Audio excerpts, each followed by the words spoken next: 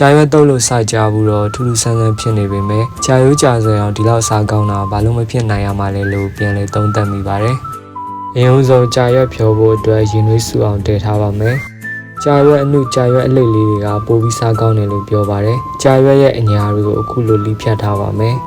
။ကြာရွက်တွေကိုရေနှစ်ထပ်သုံးထပ်နဲ့တေချာဆေးကြောထားပါမယ်။ရင်သွေးဖြောပြီးတဲ့အခါလှီးလို့ကောင်းအောင်လို့ကျွန်တော်ကတရွက်ချင်းစီထပ်လိုက်ပါတယ်။ရင်သွေးဆူလာပြီဆိုရင်တော့ကြာရွက်တွေထည့်ဖြောပါမယ်။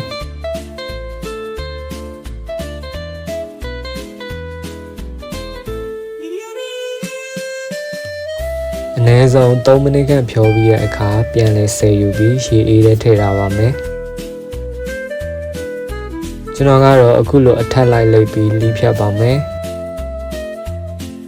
စိတ်တိုင်းကြအနေထားနဲ့လှီးဖြတ်ထားနိုင်ပါတယ်။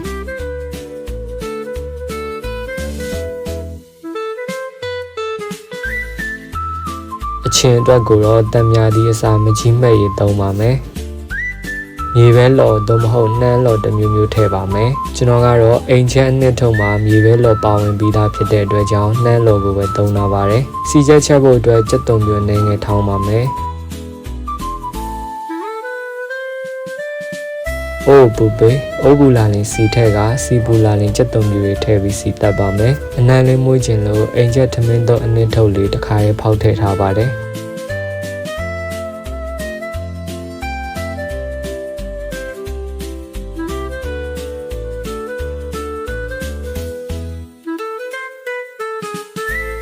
ရလာအတွက်ကိုတော့တကြားအနေငယ်နဲ့ငန်းပြရဲ့အနေငယ်ထည့်ပြီး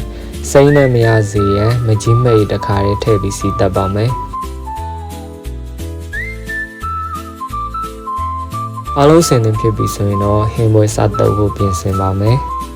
နန်းလုံးမုံစားအနေငယ်ရတောင်မုံအနေငယ်နဲ့စီချက်တက်ထားတာထည့်ပါမယ်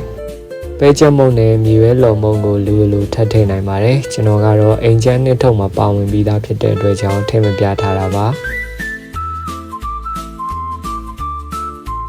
ဒါဆိုရင်တော့စိမ့်မွေကျွတ်လေးနဲ့စားလို့ကောင်းတဲ့ကြာရွက်တုပ်လေးရရှိပြီဖြစ်ပါတယ်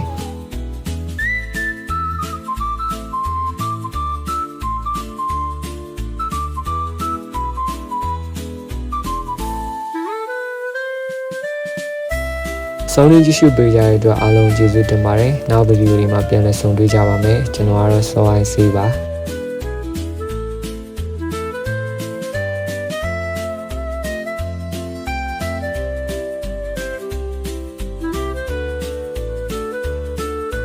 အိမ်မှာချက်တဲ့အိမ်ချက်လိုက်တာအိမ်ချက်